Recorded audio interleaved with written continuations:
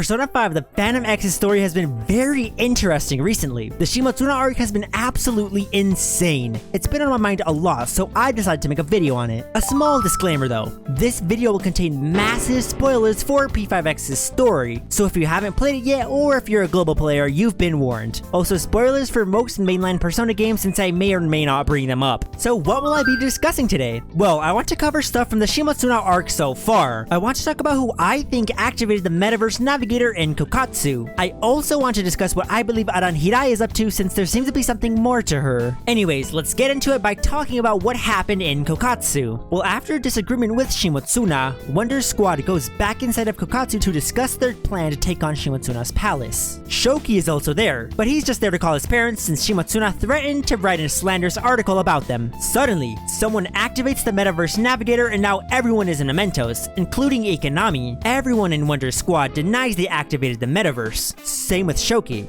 So who pressed it? Well, first we need to figure out who could have pressed it. Obviously only someone with the Metaverse Navigator could have done this, so that narrows down the suspect list. It can't be anyone in the Phantom Thieves. Not only did they deny that they did this, but they also don't seem like traitors. This is because we have watched them all awaken to their personas and they just seem like good people. But there is someone else who has the Metaverse Navigator, Aran Hirai. There's a cutscene that shows Aran being confused by an odd app on her phone, and you can see the icon's reflection in her eye. Later in that arc, Riko saw the Metaverse Navigator on Aran's phone when she picked it up. So it has to be Aran, right? I mean, she's the only other person with the Metaverse Navigator. But right before the Shimotsuna scene, Aran had to leave the school since her comic needed to be revised. So Aran wasn't in the school. Well, you could see that she just lied and was hiding in the school. That doesn't really make sense. Plus, she just doesn't seem evil, which I'll talk a little bit more later. Well, if it's not Aran, then who is it? Well, there is one other person who has the Metaverse Navigator. The man who Akashi was working for. I just call him Kiryu since his VA also voices Kiryu from Yakuza. Anyway, after Akashi's boss fight, we get to meet Kiryu for the first time. We aren't shown his face, but we are shown a lot of stuff about him. We mainly learn about his connections to whales. He can seemingly summon a giant Loki whale that can summon Shediums. Plus, his phone background has a bunch of whales. He also has a lot of phone editing apps, which points to the fact that he runs Magatsu Shin. But most importantly, we see that he has the Metaverse Navigator on his phone. But if we haven't seen his face before, how can we be sure he's the one who activated the Metaverse Navigator in Kokatsu? Well, in the Shimotsuna scene, this guy shows up, Kokoro, and he's pretty suspicious. The first thing I noticed was that this character had a portrait. A portrait usually means a character is important, so why does this random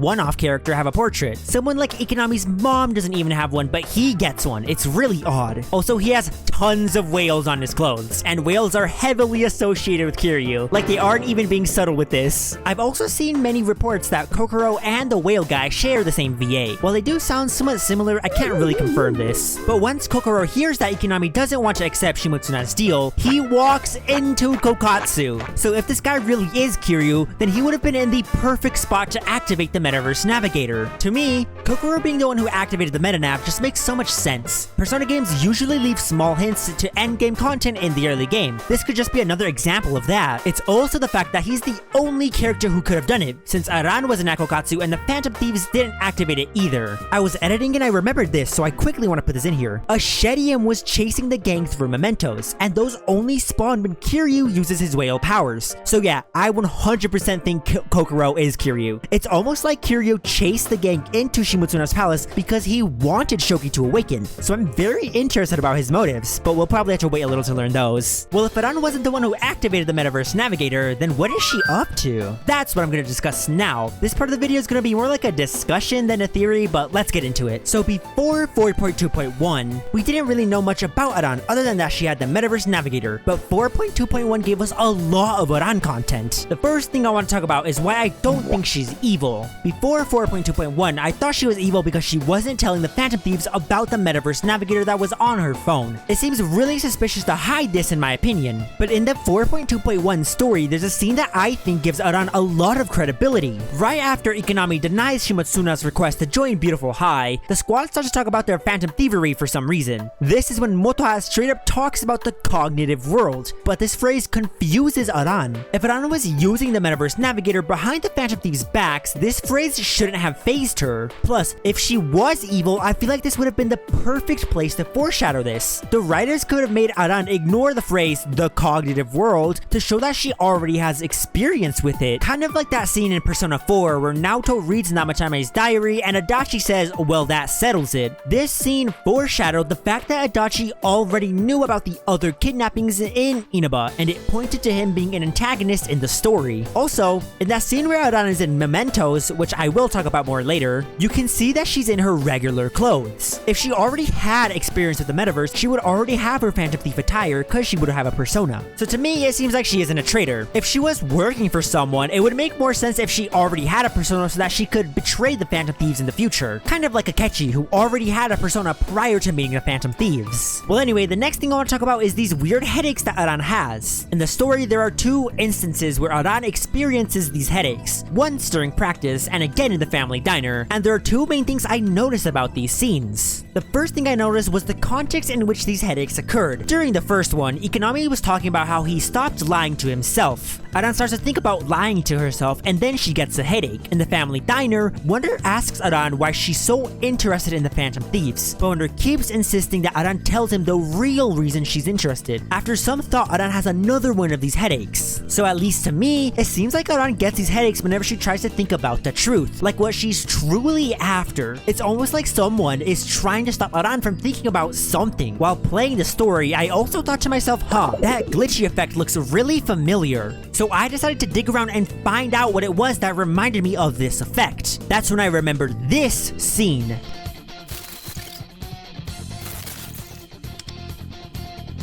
Yeah, upon further inspection, these are the same effect. A weird red glitchiness with black squares in it. We know that crossfade is important to P5X's main story, so this most likely means that the person responsible for all the crossfade shenanigans may also be responsible for what's happening to Aran. But who is this person? They seem to have a weird supernatural power, so I doubt it's Kiryu. I feel like there's only one guess I can make at the moment. I feel like it has to be whoever is in charge of the Velvet Room. Hey, that's a perfect time for me to talk about the Velvet Room. Well anyways, both Velvet Room residents are very suspicious in P5X. First of all is Igor. In P5, Igor is fake. Some otherworldly being was pretending to be Igor. I think something similar is also happening in P5X. Igor in P5 and P5X have a hand on the cheek, a hand on the desk, and crossed legs. But the real Igor always has his hands together and both legs on the floor. P5X Igor's posture is the main reason why I think something's up with him. But there's also that Velvet Room scene from 4.2.1. For some reason, Igor says some pretty rude, unusual things to Wonder.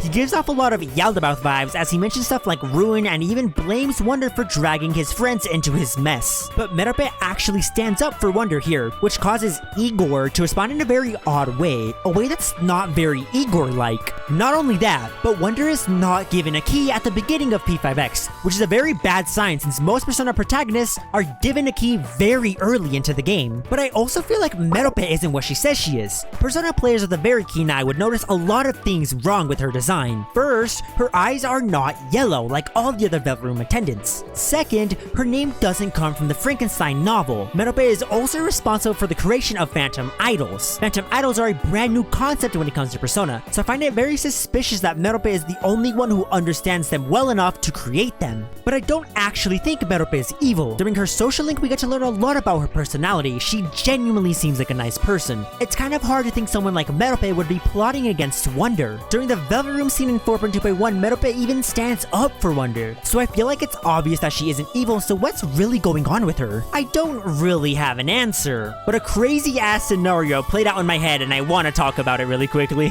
Previously, the P5X devs said that the P5X timeline was created by an alternate decision made in Persona 5. So what if this decision was Joker accepting Yaldabaoth's steal? This could mean that Yaldabaoth would regain power in the Velvet Room, giving him the chance to mess around in the P5X timeline. This could also explain why Merope is here in the first place. Caroline and Justine sticking around in Persona 5 eventually contributed to Yaldabaoth's defeat in Persona 5. So what if Yaldabaoth learned from that and decided to replace Igor and the original Velvet Room attendant, so that no one could get in his way? Okay, I kind of went on a tangent there, but I still think whoever is in charge of the Velvet Room and Crossfade has to be the one messing with Aran. But what is their motive and why Aran? At the moment, I really can't come up with an answer, but I'm sure we'll hear more about that in the future. But there's a scene scene that really confused me at the end of 4.2.1. It's the scene where Aran is just spying on the Phantom Thieves and Mementos. I just find it so weird, I honestly can't explain it. I think it's pretty simple to guess how she got into the metaverse. She heard Aran talk about the cognitive world and then just guessed that's what the metaverse navigator was for. But I'm more confused about how she got